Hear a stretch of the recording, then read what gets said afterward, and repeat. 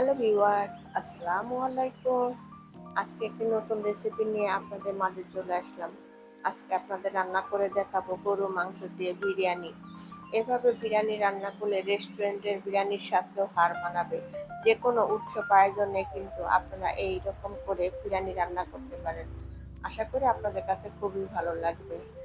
খুব অল্প সময়ে অল্প উপকরণে মজাদার বিরিয়ানি কিভাবে রান্না করবেন সেই রেসিপিটি আজকে আপনাদের জন্য নিয়ে এসেছি। বাসায় মেহমান আসলে কিংবা পরিবারের লোকদেরও কিন্তু আমার রেসিপি ফলো করে আপনারা বিরিয়ানি রান্না করে খাওয়াতে পারেন। তারা আঙ্গুল চেটে পুটে খাবে এবং আপনার রান্নার প্রশংসা করবে, বারবার বানিয়ে দিতে বলবে। আশা করি আজকের রেসিপিটি আপনাদের কাছে খুবই ভালো লাগবে। আমার রেসিপিটি যদি আপনাদের কাছে ভালো লেগে থাকে তাহলে ভিডিওটি স্কিপ না করে পুরো ভিডিওটি দেখবেন। চলেন তাহলে মূল রেসিপিতে চলে যাই। এখানে বিরিয়ানি রান্না করার জন্য 1.5 কেজি গরু মাংস নিয়েছি। আপনারা চাইলে এখানে খাসির মাংস নিতে পারেন। মাংসগুলো আমি মিডিয়াম সাইজ করে কেটে নিয়েছি যাতে করে মাংসের ভিতরে মশলা ভালোভাবে ঢুকতে পারে। মাংসগুলো আমি কেটে ধুয়ে পরিষ্কার করে নিয়েছি। এখন আমি সব মশলা দিয়ে মাংসটা আমি আধা ঘন্টা মেরিনেট করে রেখে দিব। এই হাঁড়িতে আমি পেঁয়াজ বেরেস্তা করে নিয়েছি। দেখেন এগুলো পেঁয়াজ বেরেস্তা দেখা যাচ্ছে। এই হাঁড়িতে মাংসগুলো দিয়ে দিব। দেখেন হাঁড়িতে মাংস ঢেলে নিয়েছি। এখন আমি এর মধ্যে দিয়ে দিলাম হাফ কাপ পেঁয়াজ বেরেস্তা। এখানে আমি 1 প্যাকেটের রিমিক্স বিরিয়ানি মশলা নিয়েছি। এই মশলা আমি পুরোটাই এর মধ্যে দিয়ে দিব।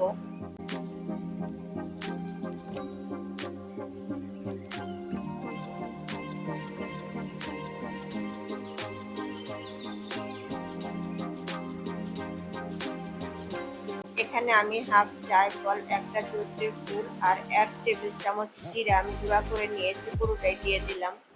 এখানে যদি 1 কেজি গরু মাংস থাকতো তাহলে 1 প্যাকেট মশলা দিয়ে রান্না করলেই হতো, এক্সট্রা আর মশলা দেওয়ার দরকার হতো না। আমার যেহেতু এখানে মাংসের পরিমাণটা বেশি তাই আমি মশলাটা বাড়িয়ে দিলাম।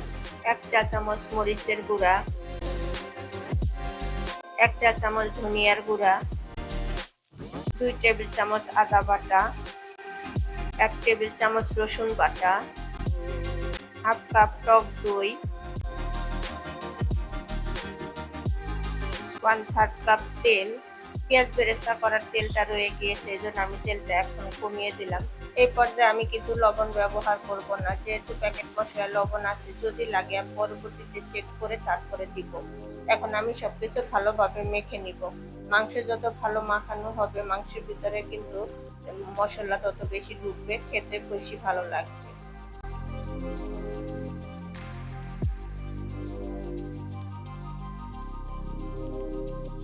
আমার মাংস মাখানো হয়ে গিয়েছে। এখন আমি আধা ঘন্টা রেস্টে রেখে দিব। তবে আপনাদের হাতে যদি সময় থাকে সেক্ষেত্রে 1 ঘন্টা রেখে দিতে পারেন।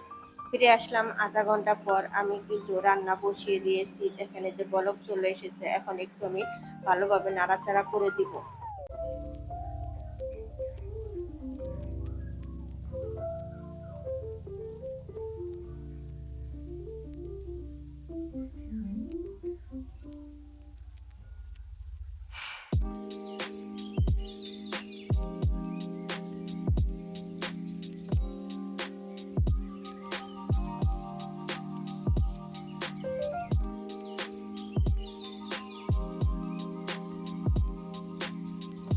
বারবার ঢাকনা খুলে নাড়াচাড়া করে দিয়ে ভালোভাবে কষিয়ে নিতে হবে, তা না হলে কিন্তু নিচে লেগে যাবে, বিরিয়ানির টেস্ট নষ্ট হয়ে যাবে।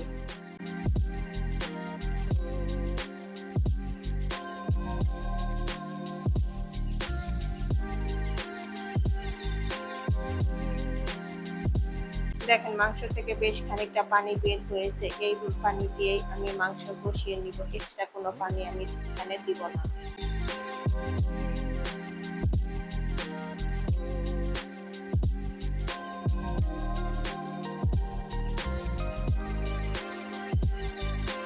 আমার মাংস কষানো হয়ে গিয়েছে, দেখেন পানি শুকিয়ে গিয়েছে। এখন আমি একটু নাড়াচাড়া করে দিচ্ছি। নাড়াচাড়া করে দিয়ে মাংস সিদ্ধ হওয়ার জন্য পরিমাণ মতো ফুটন্ত গরম পানি আমি এর মধ্যে দিয়ে দিব।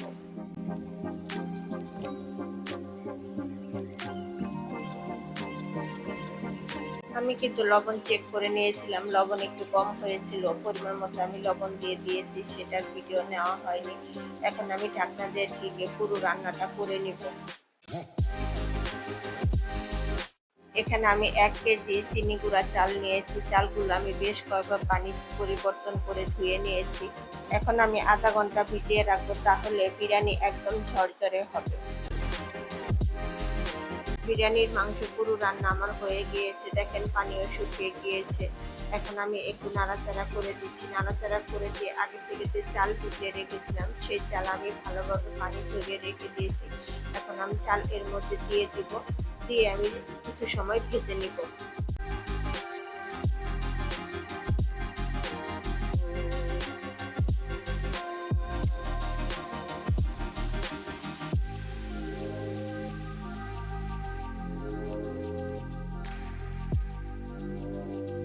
আপনার চাইলে পোলাও আলাদা রান্না করে তারপরে বিরিয়ানির মাংস তার মধ্যে দিয়ে দিতে পারেন, কিন্তু আমার কাছে এইভাবে রান্না করলেই বিরিয়ানি খেতে বেশি ভালো লাগে।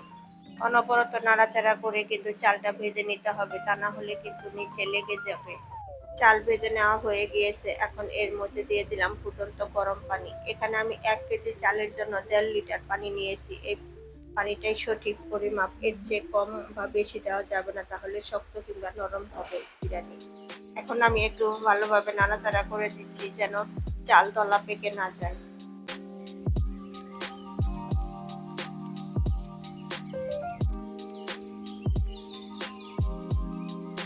এখন আমি এর মধ্যে দিয়ে দিলাম আলু। আলুগুলো আমি হলুদ এবং লবণ দিয়ে একদম লাল লাল করে ভেজে নিয়েছি। বিরিয়ানিতে কিন্তু আমার আলু খেতে খুবই ভালো লাগে, তবে আপনারা যদি পছন্দ না করেন সেক্ষেত্রে স্কিপ করতে পারেন। দিয়ে দিলাম স্বাদ মতো লবণ। লবণ দিয়ে আমি এখন ভালোভাবে নাড়াচাড়া করে মিশিয়ে দিয়ে হাই হিটে আমি পানি শুকিয়ে যাওয়া পর্যন্ত রান্না করে নিব। আমি আলু যেহেতু ভেজে নিয়েছি, তার জন্য এই পর্যায়ে আমি আলুগুলো দিয়ে দিলাম। দমে থাকলে বাকি আলুটা সিদ্ধ হয়ে যাবে।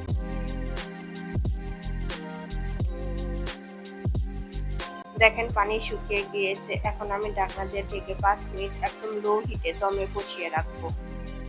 এখানে নিয়েছি হাফ কাপ পেঁয়াজ বেরেস্তা, দিয়ে দিলাম কিশমিশ, ১ টেবিল চামচ চিনি, ১০ টাকা দামের যে গুঁড়া দুধের প্যাকেট আছে সে ১ প্যাকেট দুধ দিয়ে আমি সবকিছু এখন ভালোভাবে মিশিয়ে রাখবো। এগুলো আমি বিরিয়ানি যখন ফ্রাই হয়ে যাবে তখন আমি বিরিয়ানির মধ্যে ব্যবহার করব।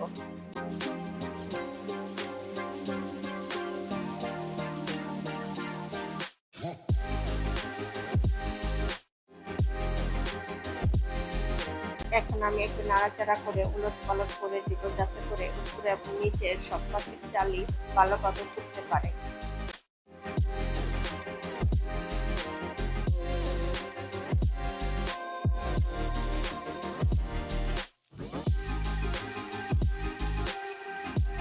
এখন আমি ঢাকনা দিয়ে ঢেকে আবারও আমি ১০ মিনিট দমে বসিয়ে রাখবো।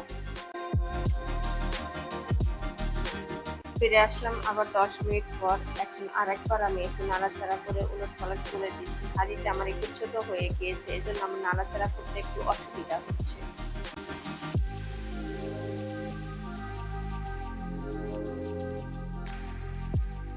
আগে থেকে যে পেঁয়াজ বেরেস্তা, চিনি, কিশমিশ আর গুঁড়া দুধ মিশিয়ে রেখে দিয়েছিলাম সেগুলো আমি এখন দিয়ে দিব।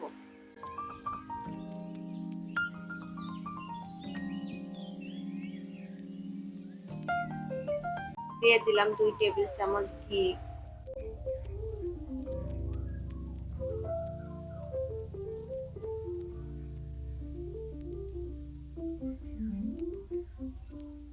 দিয়ে দিলাম ৬টা কাঁচামরিচ। কাঁচামরিচ গুলো দেওয়ার কারণে সুন্দর একটা ফ্লেভার আসবে কাঁচামরিচের।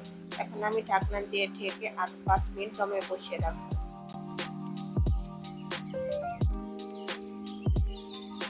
আমার কিন্তু বিরিয়ানি রান্না পারফেক্টলি ডান।